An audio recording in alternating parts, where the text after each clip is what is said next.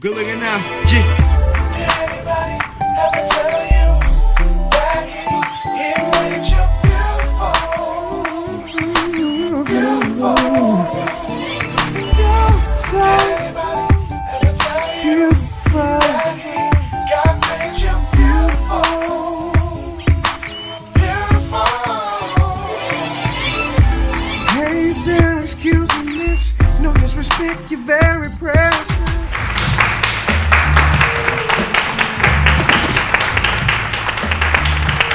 Hello everyone and welcome to The Hype. Today we're talking about what it means to be black. Is it in the hair, the music, the style, the voice, or the way we live? Tell us what you think. You can join the discussion by posting your opinions on our Facebook page, Philly Hype TV Show, and on Twitter at The Hype TV Show. Be sure to use hashtag Hype on Being Black. Stay tuned, we'll get hype on being black right after this.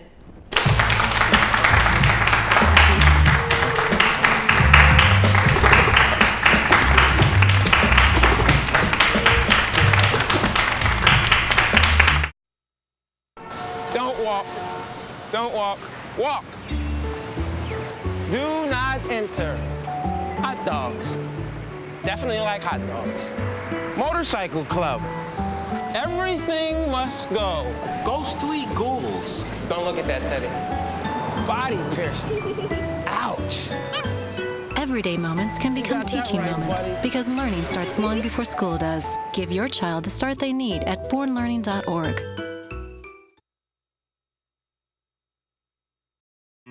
You're watching The Hype, TV for, by, and about young women.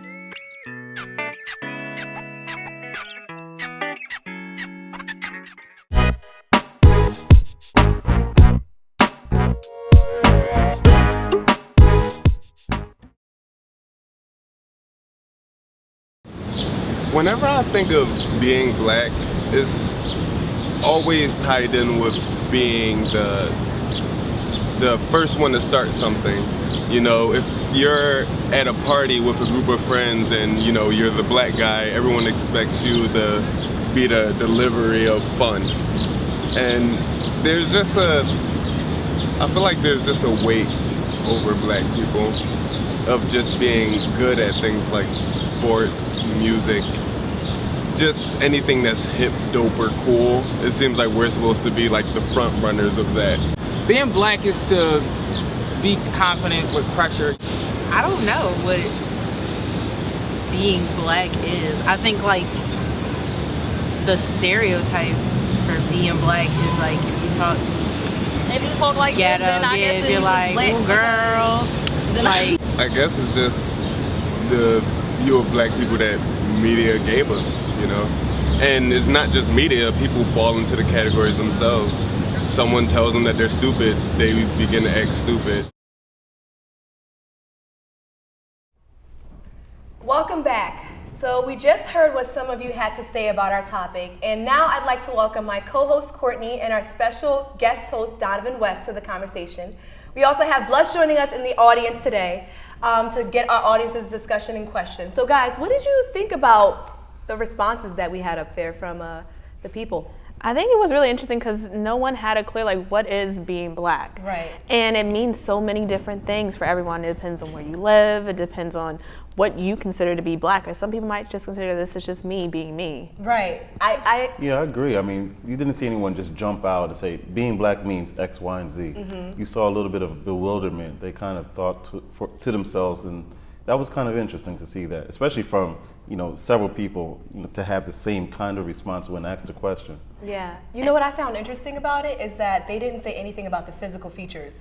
Yeah. They talked about, you know, having the pressure to be cool Right. or how you speak, but they didn't say things that other people might have perceived as the obvious, or you're black because of the skin color or your hair. That's How what I you thought was dress. interesting. And I thought too, the young man, he brought up a good point about the pressure of being black, being that the only black person at a party, a classroom for some of us. I know, me personally, like being in that being in that arena, you're just looked at like, so you're the voice for all black people, so everyone goes to you. Yes. Like, so is that okay to say? Is that like, and you're kind of like, I'm just a person. I'm not the voice of all 13 million of us that's in America. So it's just something interesting because it just to have that pressure too, and we kind of unwillingly take it on sometimes. Exactly. Well, I mean, speaking to the pressure, one other person mentioned the stereotype. Yeah. And that becomes a default definition, isn't it? To be black, what does that mean? Does that mean to be emotional? Does that mean to be, the loud one? Does that mean to be the one that's animated? And then in those certain situations, especially when you're the only black in a certain, environment, whether it be the classroom or, in an organization, at the job or whatever, what does that actually mean? Do you now become the representative, so to speak, for black culture, or the black representative for, all things that are black? I saw something on BET. Donovan, do you know anything about that? So, that kind of thing. Or, we're going down to Warm Daddies. Hey, Donovan, you want to come along? That kind of thing. So, I've experienced that too, because I only had collard greens for the first time, I think, last year. And so when that happened, people were like, "You never had collard greens? You ain't black?" And I just started liking potato salad last year, so it's okay. Yeah. Same thing. But the thing about that is that brings into another point, and things that I've been seeing on Facebook is that there's a difference between, from what I'm seeing, the people think, from being African American, Caribbean American, and then from Africa up. Like that is a whole nother concept that, it gets really crazy. I mean, that's why I didn't eat collard greens before, because I'm Haitian American and I don't think we eat collard greens. We probably do, and it's called something else, but that's beside the point. You get what I'm saying? No, you're right. There's a whole different dynamic on what particular black are you. Like, it just breaks down further. I remember at college the same thing. I was speaking with a friend of mine. I'm Jamaican, and we were talking on patois, and then someone stopped to say, "Wait, Donovan, I thought you was black." And I'm sitting here in college like, wow, I guess there's no hope. We're at college and we're saying that. There's no hope. There's no hope. There's no hope. Blush, what do you think about what we've been talking about so far in the conversation up there? What we've been talking about before the show and just in the last few moments is this whole idea of looking at black from two particular perspectives. On one hand, we said it was the question about how white people will respond to you. No matter what it is you do, we talked about what white people will respond to in terms of your sense of style. If you are one of few black folks in a particular environment and the two of you are talking, do white people wonder if you're talking about them? And it's this whole sense of making white people feel comfortable. So we spent a good amount of time on that. And then the other question, I'm not sure if some of you want to chime in on this. The other question we talked about, what are some things that we are black people allowed to do that white people cannot do? And that discussion kind of led us down this road with respect to the N-word. Oh. Yes, we use it so freely, some of us, and we can discuss what our intent is in that particular context when we use it. But on the other hand, it takes on a totally different meaning when white people use it. Why do we tend to get lost in that discussion? And then we start to talk about some of the physical features as well. For instance, when you think about black women and our bodies and our sense of style and expression, we're finding that as the face of America changes, so are bodies and styles from other people. And so we were just laughing about how we're seeing women that we go, when did she get all those body parts? Aren't those black women features? Like, what is going on with that? Oh, that started to happen around the time Kim Kardashian first came out, was when I first started hearing, wait, what? That's not your thing, that's our thing. Because as if everything else had been taken away, and that was the one thing we had to us was, our physical bodies. And then when people started changing their bodies to look like us, it was like, well, what are you doing? You got everything else. Can we at least have that? That's how I felt a lot of people were reacting to, like when other body types and stuff. I mean, I think the first time I thought about that in terms of having a conversation was actually J-Lo. If you go back a few years, it's like J-Lo got a booty. What happened? Right, but then I felt different about. Yes. Oh, she. I think that they're interracial automatically when you see a white girl with a big butt or a shape or anything. You'd be like, is she half and half, or is she like Yeah. Other than there's like an excuse, like, okay, you're not all the way white. You have something else in you. I know that's another thing as well. And I think it's funny too when you get into that, you get the whole disappointment when you're like, oh, you don't have this, oh, you don't have a hip, you don't have a, oh, I'm sorry. Like it's like almost an apologetic thing. It's like, but I'm still me. It doesn't take away my blackness or because I don't look or talk a certain way. It's still part of me. Do you have a comment? Yeah. Well, people tell me, everybody has a little bit of black in them.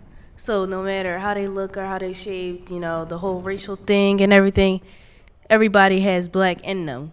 Because what my mom told me, when they took the slaves and they put them on a boat, on a boat, they took them everywhere. So everybody has black in them, the Italians, the Spanish, the Brazilians, everybody. So it wasn't just the slave. Thank you. Yeah, I mean, I definitely see that happening too with the way that we feel that everybody has a little bit of black in them, and I see that especially when we have that one drop rule that still continues till this day.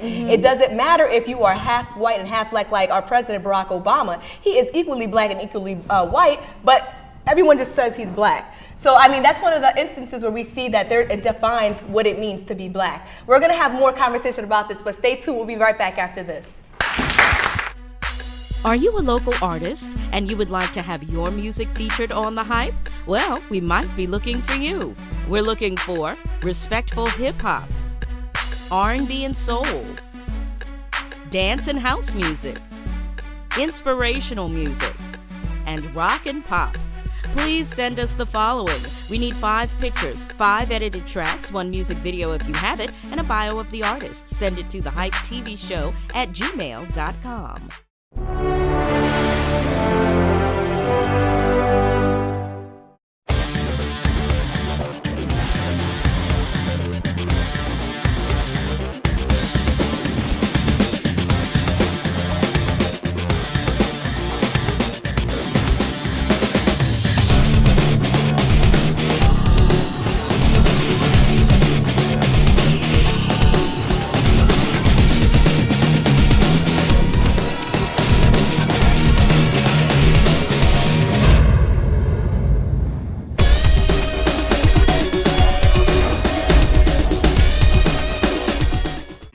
You're watching The Hype, TV for, by, and about young women.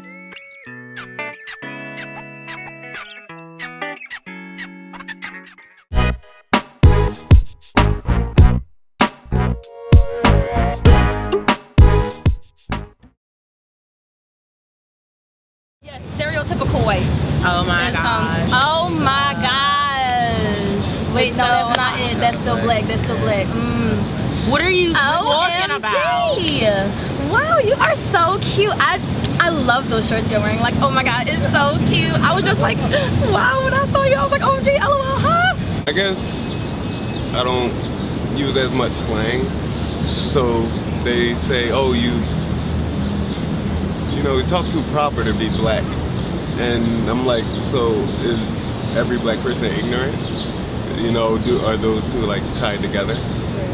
It's a bit disrespectful to some people, or it's like, what is your intentions on telling me that I don't speak black or I don't, talk white? I don't talk white. I just know how to speak English. Right. I know how to talk proper. I know how to speak American English. Yeah. That's just spewing ignorance.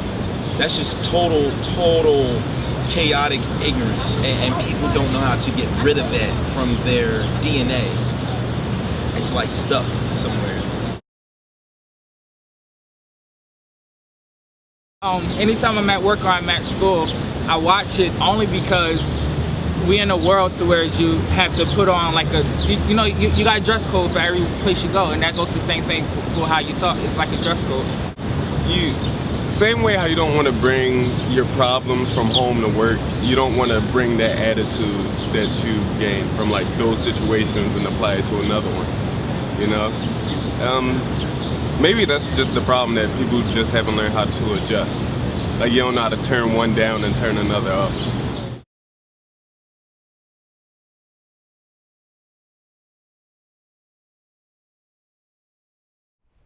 Welcome back. Now, if you're watching us at home or at school or wherever you are, you can join the conversation and post your opinions online. We're still here, and we're going to keep on discussing what we've heard today. So what do you guys think about what we just heard? Talking white versus talking black versus just being yourself. Very interesting. I mean, in the work setting, we often, have to put on that mask, so to speak. And we often also are criticized for our tone when we're around our friends and family, like, oh, you talking real white or X, Y, and Z. I don't think that at the end of the day, it's about being white. It's about when you're talking to someone on the phone, they're not figuring out where you're from. You're leveling the playing field. We're a very commercial organization in the sense that, and I say the organization being humans. We're an organization of individuals who judge first, and then we think a little bit later about the content of the individual that we're interacting with. So to level the playing field means to sound like I could be your neighbor, or maybe not. It sounds like I'm not necessarily from North Philly or from Nigeria. It means that, let's talk about what we're here to talk about. Exactly. And not get caught up into some of the stereotypes that are associated with our nationality. I was going to say, and I think that brings it back to how in the first clip when the young man said about the pressures of being black, because everybody doesn't talk at work the way they talk at home. No. But for some reason, there's a whole lot of pressure on black people when it comes to talking professionally or, changing your dialect because you're in a professional setting. But no one ever goes, well, you changed up because you know what I'm saying? And that's that pressure that we always feel. And I don't know where it comes from, but it's still consistently there. And I think it's something too where even within our own community, sometimes you're looked at a different way. Well, why can't you just be real? You're not being real.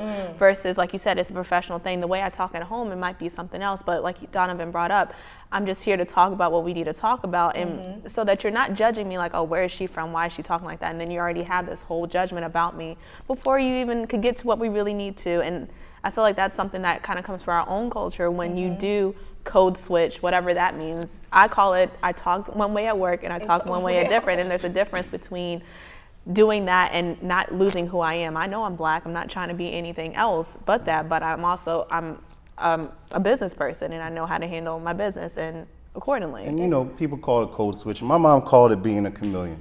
I remember many times, she's there busy yelling, Donovan, why go out? Yo, you didn't, hello? And the same thing for me, yo, Donovan, why go out? Yo, my dad, man. Hi, this is Donovan, how may I help you? And then my friends tell me, yo, listen, I know who I'm talking to. And at the end of the day, being a chameleon is the best thing you can be in this world. It's the most powerful position because perhaps they can't be you. Yep. Perhaps they can't go into your neighborhood or into your kitchen and be able to be who they are, but you can go into their kitchen, you can go into their neighborhood and be who they may need you to be in order to, again, lower those walls, engage at a place where you can actually get some things done. Right. Blush, do you have any thoughts on this? A couple of things. Personally, one of the things I think about, I'm from the South, and one of my first jobs in college was I was a sales rep for a telemarketing company, and I had to work on my accent because ultimately nobody wants to hear you on the telephone sound like that. And so just thinking about some of the things we were taught in training about how people perceive you, not necessarily because of how you talk in terms of ethnic lines, but also how geography can affect that. But we chatted a bit, and we have a comment on this side of the room about it. Yes, my name is Salima, and I am originally from California, and speaking of the South, I went to Grambling State University in the South, Louisiana, and one of the first things I encountered was, you talk so proper, you talk so white. It was always my first semester, my freshman year, you sound so white, and my response was, this is proper English. And actually, I would tell them, this is the King's English. This is the way everyone speaks. How do you not speak this way? Or I would say, I use all of my vowels. I say all of my words. I don't, cut off the ER or the T on a certain word. It was just kind of sort of weird to hear that being around all black people, coming from California, which is a mixed population, to hear, you sound so white. And it was kind of an eye-opener. And even at work, I don't believe I changed the way I speak, like my octave doesn't go up and I don't sound like, hey, how are you guys doing today? I do use different words. And I'm talking to different people. If I'm speaking to my boss, my manager boss, I will use different words. If I'm talking with my supervisor, could be about the same thing, but because she is black, I will kind of relax a little bit. Or depending upon who I'm speaking with, as the person that I'm dealing with at work who comes in off the streets. Sometimes you do have to use different words, and sometimes you may have to be a little bit more professional with other people who come in business-like, and some people who are just regular everyday people, you may have to get on their level, so to speak, just so they can understand. I think we actually have another comment here too, because as we talk about this topic, there is a lot of variety with respect to what people think about it. Hi, my name is Shantae. I'm from Lawncrest. And one of the things that goes to the dialect, I like to piggyback off of what Donovan was saying, is it just depends on what setting you're in. You have to be able to adapt.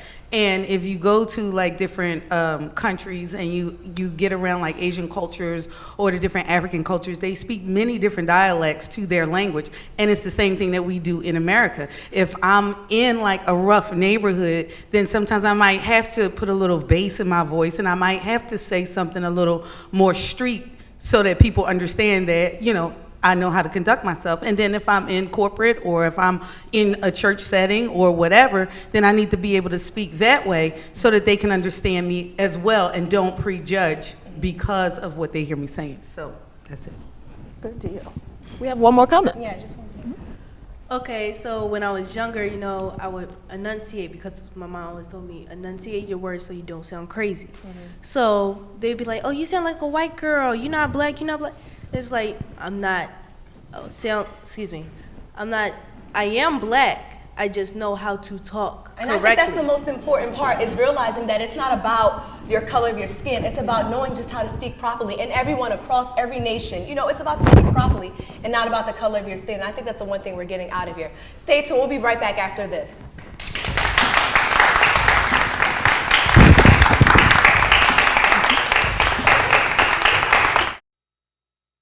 Don't walk. Don't walk. Walk. Do not enter. Hot dogs. Definitely like hot dogs. Motorcycle club. Everything must go. Ghostly ghouls. Don't look at that, Teddy. Body piercing. Ouch. Everyday moments can become teaching moments because learning starts long before school does. Give your child the start they need at bornlearning.org.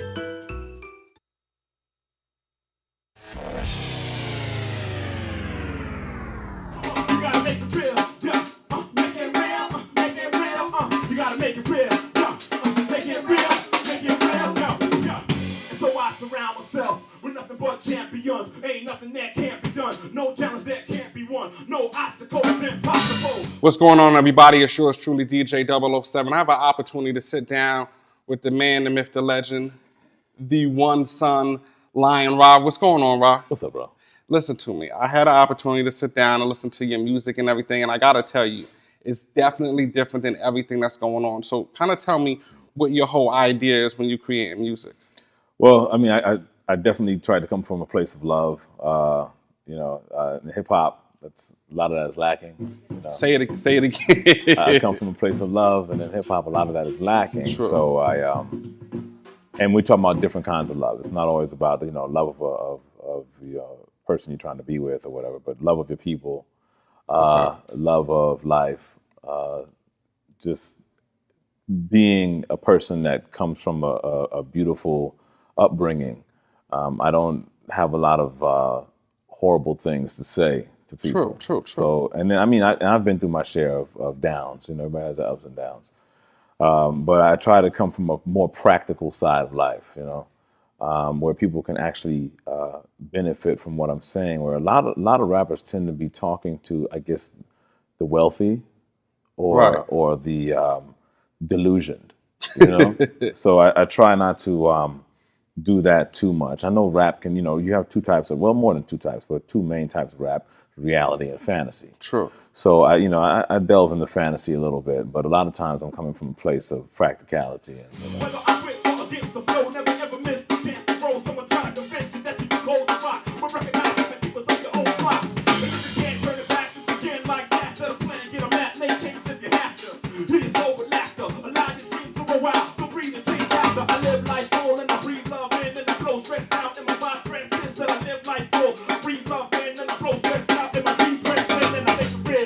I just want to say, man, I appreciate you for doing what you're doing and giving a different side to everything that's always on radio. So, as for a DJ, being able to play hot music that's still hot is something that we appreciate, man. So, definitely. Thank you. We appreciate it. You already know what it is, 007. I love my job. The hype. Come on. You're watching The Hype TV for, by, and about young women.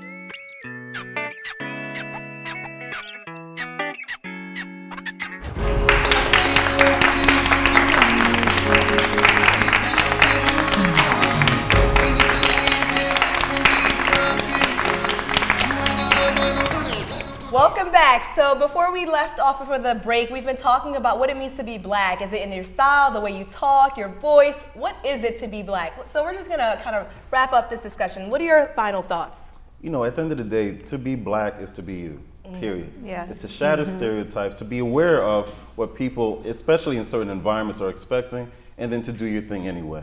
I think you need to be sensitive to those environments and understand how you want to calibrate some of your actions, your behaviors, even your thoughts, because they become the seeds to how you interact overall. And at the end of the day, be true to yourself. Yes. And also be open to what you may need to be in certain situations. So to keep it real is to be really in tune to that environment, as well as in tune to yourself, and see where there's some opportunity for advancement within yourself, personal growth, professional growth, spiritual growth, and understanding at the end of the day, you're still under construction. So to walk into certain environments saying, I'm going to keep it real, I'm going to stay true to myself, and then looking at environment and say, well, maybe there's going to be some friction, maybe it's an opportunity for you to go ahead and make some modifications before it's too late. So final thoughts for me is that at the end of the day, stay true to yourself, but be sensitive to the environment so that you can build a bridge. And I just like the piece that you said, Donovan, be open-minded to some change, because as time changes, you need to be able to change with it. And that's something key with having everything that you just said and being open to do that as well. You have to be fluid. You have to. You have to. Yeah. It's a very important. I agree with both of you guys, so I want to reiterate how it is important to be true to yourself. But that's real. Like you said, that's real. Being real is being true to who you are, and being able to accept that in different places you will have to change, because that's just human being. It's called survival of the fittest. Yeah, that's what it was called. And you know, just one last thing, you know, we all have slang, and that's perfectly fine. Slang is used as another way to associate yourself with certain groups and to let them know that you're part of that group. Right. But understand, as you step out of that fishbowl, you got to go ahead and learn some other You got to things. do that. Thank you. We would like to thank our special guest host, Donovan West. Thank you so much for joining us. If you would like to learn more about the music you heard on today's show, or if you would like to submit original music for the show, or if you would like to be a member of our studio audience, please visit our website, thehypetvshow.com. I'm Jessica Charles, and for Courtney, Blush, and Donovan West and the whole Hype team, thanks for watching. We'll see you next time. Good looking now.